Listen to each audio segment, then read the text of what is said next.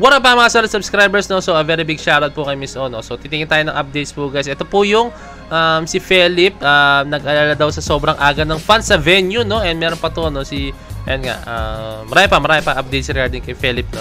So ito guys, panoorin na ito, no? And I hope na, okay, yan. Kala ko may mangyayari something, no? Kasi kanina nung bago ko mag-start ng video guys, no? Nag-glitch, hindi ko alam kung anong nangyari na. Pero ito, goods na siya. Let's go. Philip, di nakalimutang i-remind ito sa mga fans na pumunta sa kanyang Wish Bus live performance. So, sumignal si Ken, kumain na ba kayo, no? So, ayun yung, pag concern ka sa, syempre, sa fans, is iisipin mo is yung kung kumain na ba sila. Kasi, ako aminin ko guys, may time na naging ganyan ako. Pero, way back, way, super duper way back pa po yun guys, no? Yung Jabbawockeez, no? Sobrang idol ko po talaga yung Jabbawockeez guys, no? And that time guys is nanalo sila sa America's Best Dance Crew, naging sa iba't ibang nagtutour na po sila sa iba't ibang lugar, as in iba't ibang bansa, nagtutour po ang Jabbawockeez, no?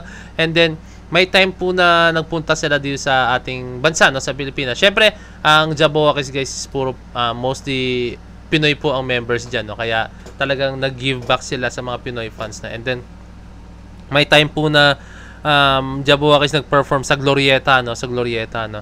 Ang performance time pa nila guys is 6 PM, pero I think may mas malala pa sa akin talaga. Mas marami pong mga tao mas malala sa akin. Pero ako, at that time, pumunta na po ako doon ng mga bandang around 10 to 11 guys, no? Mga ganun guys, 10 to 11 na po. Tapos 10 to 11 na AM, Tapos doon na ako guys, nakatayo lang ako doon sa spot, no? Na spot na yun ng lugar, no? And then basta as in yung spot ko kasi is may ganun kasi, medyo may uwang doon sa may tapos uwang, tapos doon ako nakatayo para harap na harap ko yung stage, sobrang lapit ko, no? Parang VIP nga ako that time. VIP ako. And then pumunta ako, actually may kasama ako doon, shoutout kay Mark Ramos, no? Kami dala pumunta kami doon.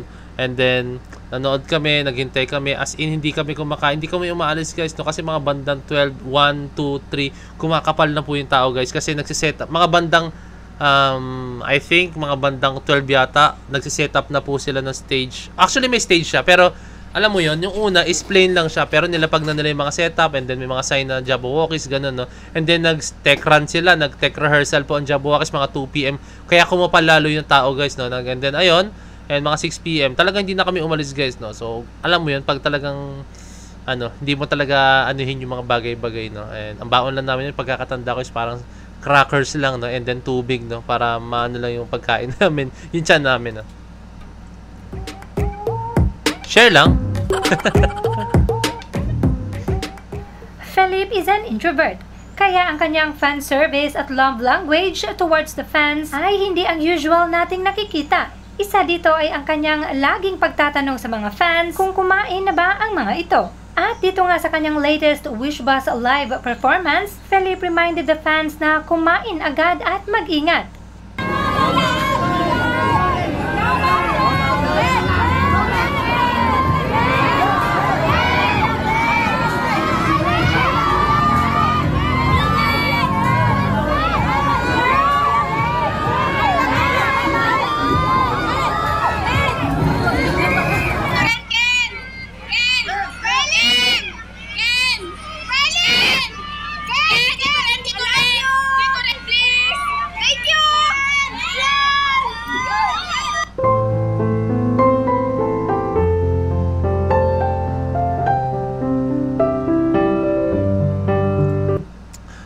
For me guys, no, yung mga ganyang acts or yung mga ganyang the way na itrato po ng isang artist ang kanyang mga fans is talaga nakakatuwa, no? Kasi syempre alam ni Philip, alam niya kung gaano kahirap po maging fans. Kasi si Philip, tandaan nyo, naging fan din po yan, no? Naging rin siya, meron din siya mga in-idol. Alam niyo yung feeling na pag nagtitiis ka ng gutom mo, makita mo lang yung idol mo, nagtitiis ka ng gutom para lang maabot yung pangarap mo or makita yung kung ano mang gusto mong ma-achieve, no? Ganun na gagawin mo, no? So alam ni Philip yan, no? Alam niya agad yung mga fans is meron diyang iba guys na hindi kumain, mapunta lang sa unahan ng pila, nagtiis ng ilang oras para lang mapunta sa unahan ng pila. And alam ni Philip yan, no? Kaya very big shoutout po sa mga ganong klaseng artist, no?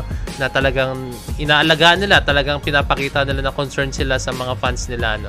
Meron kasi iba dyan guys na hindi nila pinapakita pero super concerned sila sa mga fans nila, no? Pero si Philip talagang pinapakita niya kasi alam mo yun, mas okay nang ipakita mo kaysa sa na hindi mo ipakita, no? Kasi guys, tandaan nyo, meron po tayong, alam nyo kung tawagin natin mga keyboard warrior, no? Meron po mga ganyan guys, no? Na pag halimbawa mang hindi ka nag-act, may sasabihin sila, pero pag nag-act ka naman, may sasabihin din sila, no? Ayun yung mga tao na gusto kang i-down, may yung mga tao na gusto kang bigyan ng mga bagay na hindi dapat, no, na pagtuunan pa ng pansin. So, a very big shoutout po kay Ken dahil makikita mo din na sobrang bait, sobrang solid ni Ken.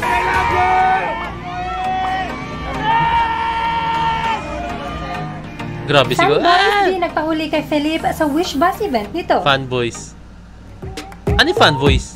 Siyempre fanboy pero ano yung fanboys? Grupo ba sila? We are used to seeing fangirls left and right sa mga events ng ating mahalima. But seeing the fanboys have their moment is on another level. Heto nga at dumalo sila para manood sa Wish Bus live performance ni Philip at di pa nagpahuli sa lakas ng sigawan. Nakakatuwa na nakakakilig na open sila para ipakita ang kanilang pagmamahal at suporta sa ating mahalima.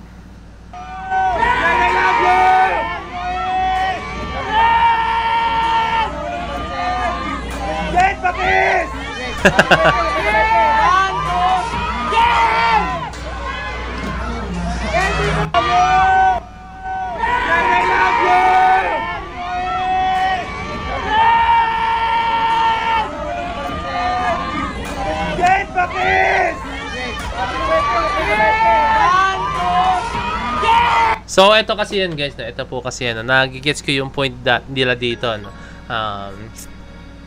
Ganito kasi yan guys, pag halimbawang ang isang lalaki is sumuport ka sa babae na, like kunyari, sumuport ka sa babae na artist or kung ano man, no? I think goods lang siya, walang masama since, alam mo yon, sumusuporta ka sa opposite gender mo, no? And yan, di ba? Parang, okay, sige, kasi normal yan, kasi siguro crush niya yan, no? Parang ganun, no? Pero pag ang lalaki is sumuporta sa lalaki, like yung mga ganyan artist, no? Yung iba dyan, guys, yung iba, hindi ko nila lahat, no? Yung iba, ang tingin nila is, ano ba to? Bading ba to? No? Like, ano ba yan? Ba't ina-idol niya to? Like, sa mga concert talaga nanonood sila, like, tinitingnan nila, gusto nila meet, nagpa-fansign sila, no? Ano ba to? Bading ba to mga to, no? May ganun guys na. Hindi ko sinasabi guys na ganun na ano ko lang yun, nagigets ko yung point, no, kasi may mga ganun po talaga, no, na witness ko na po yan guys na ano ko na yan, kasi nga 'di ba, alam niyo naman, meron din ako manood mga concerts na nanonood ako ng SB19, no, and then meron po akong mga kilala na nagsasabi na ganun nga, no, as in may mga kilala ako na minsan nga ako pati ako sinasabihan, no, na ganun, no, pero wala ganun po talaga ano bang masama pag susuporta mo ang idol mo, no, and wala namang masama ron, no, and 'di ba? Nag-guess niyo yung point. I think nag-guess niyo yung point na kung bakit may mga ibang lalaki talaga na parang nahihiyang sumanood sa mga concerts na mga lalaking artist, no? Pero walang pipigil naman sa inyo guys kung gusto niyo po talaga, no? Kung ano, nanood ako nanood nga ako ng concert ng SB19, yung Dunkin concert, nanood nga ako ng mga live performances po na ibang mga artists, mga dancers na foreign artists, mga foreign dancers, nanonood nga ako, di ba?